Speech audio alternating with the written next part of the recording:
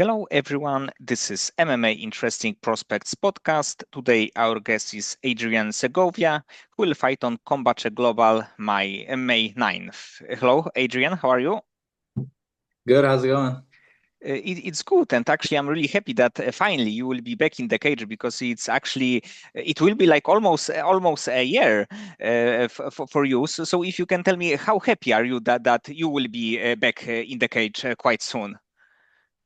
Oh man, I'm excited to be back. It's been a lot of outside stuff going on, a lot of work, just a lot of just different stuff I had to take care of. I could have probably fought a little sooner, but I just want to make sure I have everything like in order. That way when I'm in that cage, when I'm in training camp, I'm not having to think of anything in the back of my head. I'm really excited, man. I'm super excited. It's a big promotion. A lot more lights, cameras. I'm excited. I'm really excited for the opportunity I have right now. And do you know anything like anything about your opponent? So maybe like style, maybe what he can be dangerous at. Um, he is primarily a striker, more like a boxer. I mean, he throws kicks, but that's what he does. He's a primarily a boxer. He likes to kind of find his range and then throw his hands. He likes to get into like a type of brawl. He likes to make it kind of like that's like the kind of fight he likes to have. But overall, I think that for the this kind of break, this he is a really good opponent for your like return to the cage, and it's like worth mentioning that you were undefeated as the amateur. Of course, you are right now undefeated as the pro. So in the end, you are like 8-0 in a full Yeah. MMA. So it's kind of crazy. And when the fighter is undefeated, he get this kind of like momentum that he can't be stopped. Yeah. Yeah, I feel good. It's just I've done this for so long already. Even before this, I've been doing jujitsu and wrestling and judo since I was 9 years old, and like I was always competing, always competed. I wrestled in high school. I wrestled a little bit in community college, and then I went right to fighting. And it's just before I'm undefeated like in MMA, but before there was like a good like 3 4 years where I couldn't win a match. I couldn't win a wrestling match. I couldn't win a jiu-jitsu match. And then I remember like one day I just looked at myself in the mirror. I'm like, you know what? I'm done losing. Like I have too much experience. I've done this for too long to lose. I put too much work in, and ever since then I haven't stopped. And that's just kind of like that momentum that's just been giving me. And like obviously you are a very very good grappler. You have like a lot of techniques that you can finish your the fights with. But in this fight, would you like to go when you are playing the fight in your head? Do you think about like going for submission on, or maybe look for the knockout for the first time? Um, I see a good. I feel like I can do really like just kind of whatever I want in there. I feel like my strengths right now are a lot like better than his. I feel like I can probably strike better than him, and worst comes to worst, I can just take him down and just do what I do. But I want to just show my arsenal a little bit more that I have before. That's like my main goal right now. It's good to win fights in ways that like you can win it, but it's another thing to kind of like challenge yourself. That's what I really want to do this time. And with Combate Global, do you have a like one fight deal or more fights on the contract? It's a one fight deal right now. It was kind of a little too soon to negotiate like a multiple fight deal. But I mean, I know they're a good promotion. This is my first time, and I'm pretty happy so far with everything. I wouldn't mind being back or signing a multi fight deal contract.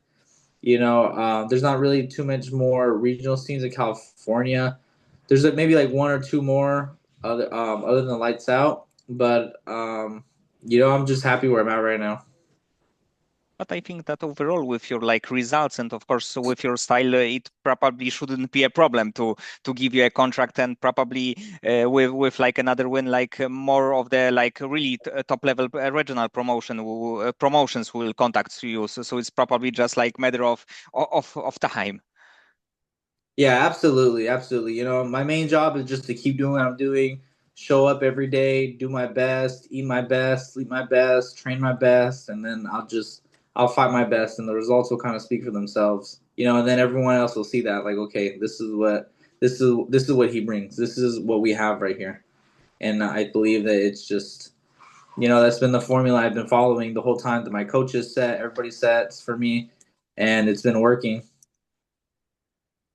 And like, how old were you when you fought for the first time that you would like to pursue this kind of career, so MMA career? So I think I had my first fight when I was 22, but I didn't really realize that oh, this is something I can really do until maybe like my third fight, my fourth fight, like I were, because like the first fight, you're just kind of doing it. Second fight, you're still just kind of doing it. Third one, you're like, oh, I'm kind of like, this is working. And it was until like the fourth one, the fifth one, that I'm like, oh man, like this is really something that I can like do. Like this is something that I can like pursue at a professional level. And so that's when I really started to get serious about everything. I started to get serious about my diet, about my like outside training, not just like practicing my strength training, my running, my mental preparation, everything. So yeah, it's just kind of, and it's been like maybe a couple years since then. So everything I do is based around like fighting and training. Even like as I've been like as inactive as I was, I'm still like watching what I eat. I'm still going to practice every day. I'm still like just tuning those little techniques and just overall just putting more tools in my toolbox. That's what I really been doing. So probably at the beginnings, it's like really hard to stop when you are winning all the fights. It's like Yeah. not a good idea just to stop because you can see how good you are in the cage. Yeah. Yeah, at first it was a little hard because it's like, you see like the first couple fights, I'm like, okay, this is fun. And then my coaches really had to like sit me down, like, look, like you're like really good. Like this is something that you can like do. Because, it's just around the time of my first fight, I was working a lot and I was kind of in and out of school. So I was a dispatcher. And I was kind of just jumping between jobs. It was like an office job. And it's like, it's kind of crazy to go from like doing something you're so passionate about to sitting down on a desk for like 8 to 10 hours a day, every day. And I just kind of like told myself, I'm like, man, I really want to like just, I can do more with my life. Like I can be more than just this. I can be more than just the guy sitting in the chair, living like a comfortable life. And I remember telling myself like, I want more. Like I'm like, I want to like, I can be more. And then I remember like maybe later that week or something, um, my coach signed me up for a fight like out of nowhere, like with like 3 weeks, like and then they didn't have an opponent. They're like, oh, we can't really find anybody. And then they found this dude who was like a black belt. And then like he's the only one we have right now. We're trying to find guys for like you and him. And I was like, and I was thinking in my head, I'm like, this is like the opportunity I'm asking for, and am I gonna really like shy away from it? Like after I've been asking for it, like, and I was like, you know what, I'll take it. And then it's just kind of been, I remember being so nervous for that. That was my first amateur fight. I was so nervous for that fight, but I mean, everything played out well. My coaches believed in me. They believed that I was gonna finish him in the first round. I didn't know what to expect. It's not. It's like your first fight. You don't know what's gonna happen. You don't know how it's gonna happen. It doesn't really like hit you until like that like pin drops in the cage. How like real it gets. You can do all the thinking. You can do all the training, all the sparring, all the everything, but it's so different. Like once you like first step in there. Yes, but in the end, like amateur fights are like important, but it is like proving ground. So if in the end, if even if you are like I don't know, like 4-6, it's not a super big problem, and in the end you are undefeated. So definitely you did it this part of your career like super well. Yeah. Yeah, I remember just taking all the discipline I had from wrestling and just grappling my whole life and like finally just kind of like using like okay, that mindset, all the techniques I had. It wasn't really until like then that I realized how high of a level like my grappling is and my art, like how deep my tool bag really goes. It's felt like so many fights from like, oh man, this is like not easy, but I would know how to get out of a lot of different things and just different positioning. I understand the balance and weight distribution and just kind of like learning how to chain submissions and attacks and takedowns. It was already like always there. It's just one thing I like. It was always there, and I just, well, especially as an amateur, I just kind of like just picked it up and picked it up, and I just kept going, adding more to my game. Because before I was just like a pure like grappler, like like I threw a couple strikes here and there, but the goal was to like take someone down. Now I feel like I'm really well rounded enough to where I can just kind of I can fight. I take a lot of inspiration from my teammate AJ McKee, which is the same way. He great striker, great grappler. He can win on the feet. He can win like on the ground. He can win off his back. He beat Sydney Outlaw like with elbows from his back, and it's just like he's one of my main training partners. So it just kind of it's just kind of like seeing like the levels, the different levels. Like, oh man, like he's a great grappler, but he's also a good striker. So he's not scared to get taken down. So he feels so free on the feet. Yes, and actually, I believe that he's one of the most like creative fighters in the games. So probably to have a chance to train with this kind of the fighter like in every day, it's probably you can see your progress like week by week. Yeah, yeah. You can see your progress week by week, and then especially when he fights, you can say, okay, like this is like where his level's at compared to everybody else. Because sparring, man, that dude is good. He's fast. He's smart. He's just like he's fast and he's smart, and like really getting to like every time I spar and train with him, I really get to like get some feedback. Like, oh man, this is really like I'm a lot better than like I thought I was on the feet. I'm a lot better than I thought I was on the ground because he's at like the highest level, like at the tippy top of that mountain, and I'm still like making my way up. So it's really good to have someone like that, like kind of like where you gauge yourself at. And when you are thinking about your future, because obviously you are in the overall in a really good place in your career, but when you are thinking about your future, do you see yourself in the UFC in like maybe 2 3 years? Do you think about this kind of like plan? I think I can see myself in a big promotion like that in about a year and a half. I think at the end of this year, we'll be knocking on some doors like, oh man, this is a contender. This is someone that like we want.